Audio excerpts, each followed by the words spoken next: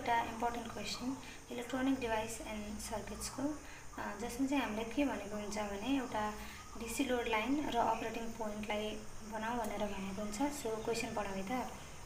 क्वेसनमा हामीले के भनेको हुन्छ भने for the BJT circuit shown below, एउटा बीजेटी सर्किट दिएको हुन्छ हामीलाई, लाइक यो circuit. Draw DC load line, हामीले एउटा डीसी लोड लाइन बनाउनु छ, and locate operating point on it, र हामीले के भनेको छ assume beta is equal to 100। हामीलाई चाहिँ बीटा चाहिँ 100 अज्युम गर भनेर भनेको छ। सो हामी यही सर्किटबाट चाहिँ डीसी लोड लाइन र अपरेटिङ क्यू पोइन्टहरू बनाउने छौँ। सो यसलाई सुरु गरौँ है त। यसलाई सुरु गर्नको लागि हामीले पहिला यो सर्किटलाई राम्रोसँग हेर्नुपर्ने हुन्छ।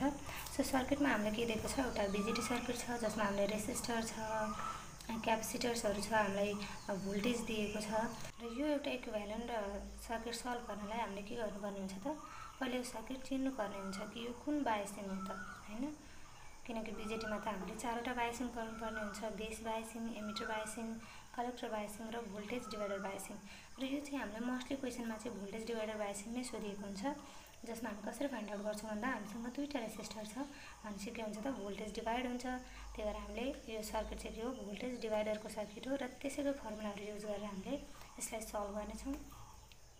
सो फर्स्टमा हामी के गर्छौँ भन्दा यो एउटा होल इक्विभ्यालेन्ट सर्किटलाई चाहिँ हामीले डीसीमा कन्भर्ट गर्छौँ, र डीसीमा कन्भर्ट गर्दाखेरि हामीले के गर्छौँ त, जब हामीले कुनै पनि सर्किटलाई डीसीमा कन्भर्ट गर्छौँ हामीले त्यतिबेला के गर्छौँ, यसको सबै क्यापेसिटरहरूलाई चाहिँ हामीले ओपन गरिदिन्छौँ, र जुन हामीलाई दिएको हुन्छ एसी सोर्सलाई हामीले 0 गरिदिन्छौँ, राइट। सबै क्यापेसिटरहरूलाई चाहिँ हामीले ओपन सर्किट गरिदिन्छौँ, र जुन यो एसी सोर्स दिएको छ यसलाई हामीले 0 गरिदिन्छौँ। सो त्यही गरौँ यसमा पनि। म के गर्छु त, यो सबै क्यापेसिटरहरूलाई चाहिँ ओपन गरिदिन्छु, र ठ्याक्क यसको एउटा भोल्टेज डिभाइडरको एउटा सर्किट बनाउँछु।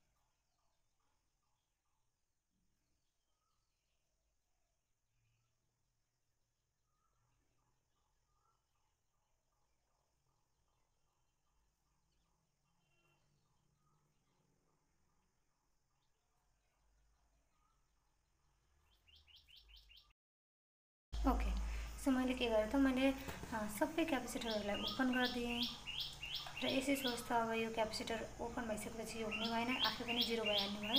सो हाम्रो इक्विभ्यालेन्ट सर्किट भयो यति। अब हामी यसमा के गर्छौँ भने हाम्रो यो के हो त, यो हाम्रो हो आरसी, राइट, कलेक्टर रेजिस्टेन्स। यो हाम्रो R1, र यो हाम्रो R2, र यो हो हाम्रो RE, एमिटर रेजिस्टेन्स। अब आरसीमा कुन करेन्ट फ्लो हुन्छ त, आरसीमा फ्लो हुन्छ आइसी करेन्ट, अनि हाम्रो आरईमा के करेन्ट फ्लो हुन्छ त, आइई करेन्ट। ओके, अब हामी के गर्छौँ भने ओके, र यसको अक्रसको भोल्टेज के हुन्छ त, यसको अक्रसको भोल्टेज हुन्छ हाम्रो, यो अक्रसको भोल्टेज हुन्छ VBE, ओके, र यो अक्रसको भोल्टेज हुन्छ हामीसँग VCE, किनकि यो कुन हो, भोल्टेज डिभाइडर बायसिङ त हो, तर यो सर्किट के को हो त, यो सर्किट हो एमिटरको, कमन एमिटरको। त्यही भएर यसको अक्रसको भोल्टेज हुने भयो VB, र यसको हुने भयो VC। अब हामी के गर्छौँ त, अब हामी भोल्टेज डिभाइडर रुल लगाएर यसको अक्रसको भोल्टेज निकाल्छौँ। जस्तै मैले भोल्टेज दिएँ V2, म के गर्छु त, हाम्रो भोल्टेज डिभाइडरको फर्मुला अनुसार के हुन्छ त, हाम्रो टोटल भोल्टेज छ VCC इन्टु के गर्छौँ R2/R1 plus R2। Okay, so हामी के गर्छौँ, हामीसँग VCC कति दिएको छ 20, एन्ड R2 कति छ हामीसँग 10K, लेट्स 10K नै राखिदिउँ, र R1 कति छ हामीसँग 100 प्लस 10। सो यति गर्दाखेरि हाम्रो कति भोल्ट आउँछ त, यति गर्दाखेरि हाम्रो भोल्टेज कति आयो त, हाम्रो भोल्टेज आयो 1.81 V, जसलाई हामीले V2 नेम गऱ्यौँ। अब के गर्छ त हामी, अब हामी यो अक्रसको हाम्रो भोल्टेज त हामीले निकालिसक्यौँ। अब हामी यतिमा हामीले के गर्छौँ, यतिको एउटा हामीले केभीएल लुप लिन्छौँ, र लुप लिइसकेपछि त्योबाट हामीले निकाल्छौँ हाम्रो आइसी, कलेक्टर करेन्ट, राइट। सो हामीले यतिको अक्रसमा हामीले केभीएल लुप लगायो भने हाम्रो इक्वेसन के आउँछ त, यो अक्रसको त हाम्रो V2 भइसक्यो। सो हामी के गर्छौँ, V2 माइनस हामीसँग के भोल्टेज छ VBE, माइनस यहाँ के कुन करेन्ट फ्लो गरिरहेको छ IE, एन्ड र रेसिस्टेन्स कुन छ RE। So IE RE. Okay,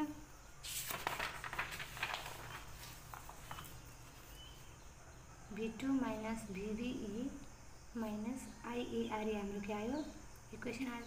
र हामीलाई के थाहा छ भने हाम्रो एमिटर करेन्ट के हुन्छ त सधैँ चाहिँ इक्विभ्यालेन्ट हुन्छ अथवा इक्वल टु हुन्छ कलेक्टर करेन्टसँग।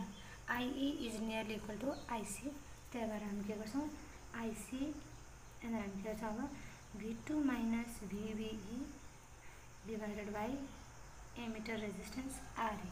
ओके, योबाट हामीले IC निकाल्छौँ। अब VB में के भ्यालु हाल्ने, VB भनेको त हाम्रो के हो बेस एमिटर भोल्टेज हो। सो हामी VB में के भ्यालु हाल्छौँ भने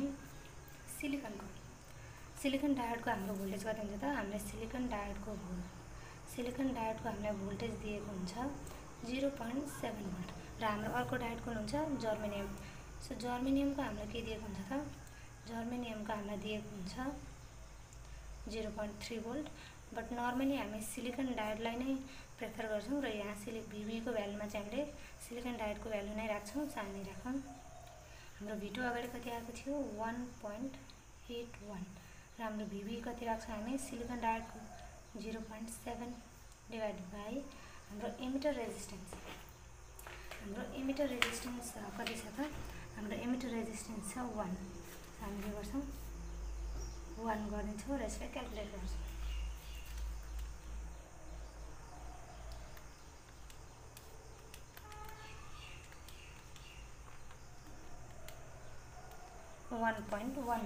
ओके, सो हाम्रो कति आयो त 1.11 एमए हाम्रो IC आयो। अब IC आइसकेपछि हामीलाई के चाहियो त हामीलाई त VC चाहिएको छ। IC र VCबाटै हाम्रो डिसी लोड लाइन र क्यू अपरेटिङ पोइन्ट बन्ने। सो हामी के गर्छौँ भने हामी फेरि पनि हाम्रो सर्किटतिर जान्छौँ र हामी लिन्छौँ आउटपुट लुप। अघि हामीले इनपुट लुप लियौँ, इनपुट लुपमा हाम्रो यस्तो इक्वेसन आएको थियो राइट। अब हामी आउटपुट लुप लिन्छौँ। आउटपुट लुपमा इनपुट लुपमा हाम्रो यति हुन्थ्यो भने आउटपुट लुपमा हामीले के हुन्छ आउटपुट लुपमा हामीले यो सबैको लिन्छौँ। सो यसलाई ल्याउँ, यसलाई लिँदाखेरि हामी टपबाटै के गर्छौँ यो लुपलाई फलो गर्दै जान्छौँ। सो हाम्रो के हुन्छ VCC टपमा माइनस ICRC आउटपुट लुपलाई मात्रै हेर्दै जाउँ VC माइनस ICRC माइनस अक्रोसको भोल्टेज के छ हामीसँग VCE माइनस हामीसँग के छ अब IERE। ओके, सो हामीले के गर्यो त हामीले आउटपुट लुप लियौँ र आउटपुट लुपबाट एउटा इक्वेसन निकाल्यौँ। टेकिङ आउटपुट लुप और बाई आउटपुट लुप हामीले के पायौँ त VCC minus ICRC minus VCE minus IERE।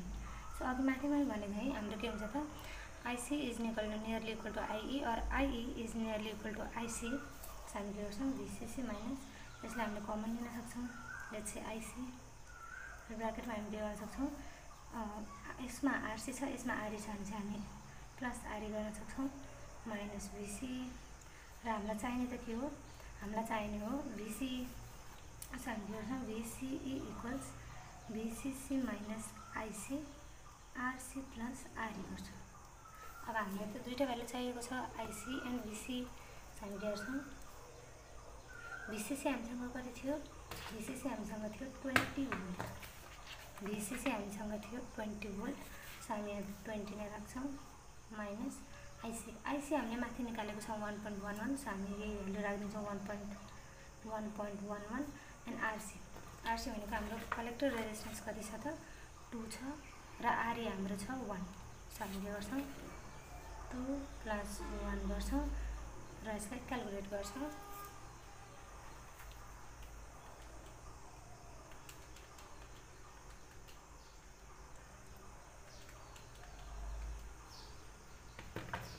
यति क्याल्कुलेट गर्दाखेरि हाम्रो कति आयो त 16.67 भोल्ट आयो। सो हाम्रो VC को भ्यालु पनि आयो। अब VC को भ्यालु आइसकेपछि हामी के गर्छौँ त VC को भ्यालु आइसकेपछि हामीले यही जुन हाम्रो आउटपुट लुप छ VCC minus VCE minus RC plus RE मा हामीले के गर्छौँ एकचोटि हामीले IC लाई 0 बनाइन्छौँ र अर्कोचोटि हामीले VCE लाई 0 बनाएर इक्वेसन निकाल्छौँ। ओके, सो IC लाई हामीले 0 बनाउँदाखेरि के हुन्छ त when आइसी इक्वल्स टु 0 हाम्रो के हुन्छ त जब हामीले आइसीलाई 0 बनाउँछौँ, आइसीलाई 0 बनाउँदा त के हुन्छ त हाम्रो आइसी इन्टु यो गरेर के हुन्छ त आइसी इन्टु यो गरेर जे पनि 0 हुने भयो, राइट? किनकि हाम्रो आइसीको भ्यालु 0 छ, 0 इन्टु यो गर्दा जे पनि 0 हुने भयो, 0 इन्टु समथिङ जहिले पनि 0।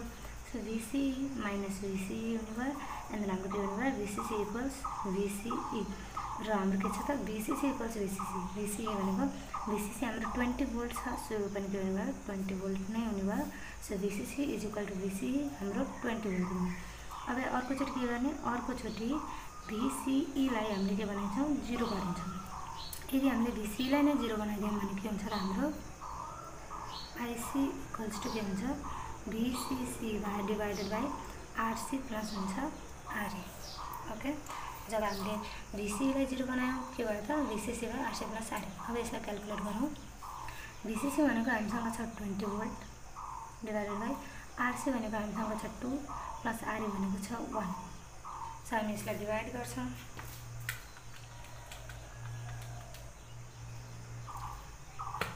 हाम्रो आयो 6.66 MA आयो।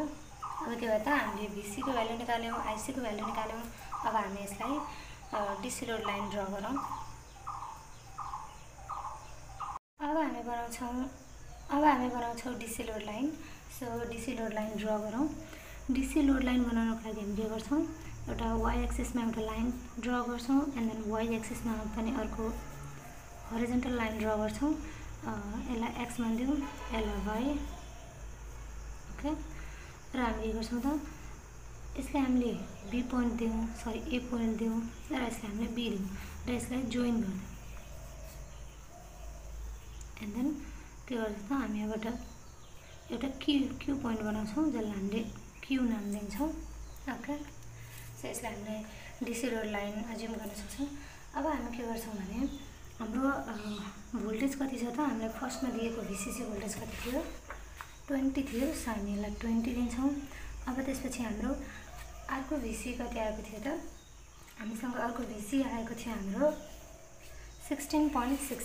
ओके, हामीसँग VC कुन आएको थियो 16.66। हामी के गर्छौँ 16.66 भोल्टेज यहाँ राखिदिन्छौँ। एन्ड देन यो पार्टमा हामीले चाहिँ भोल्टेजलाई लेख्छौँ भने भर्टिकल एक्सिसमा चाहिँ हामीले के लेख्छौँ, भर्टिकल एक्सिसमा हामीले करेन्टलाई लेख्छौँ, र हरिजन्टल पार्टमा हामीले भोल्टेजलाई लेख्छौँ।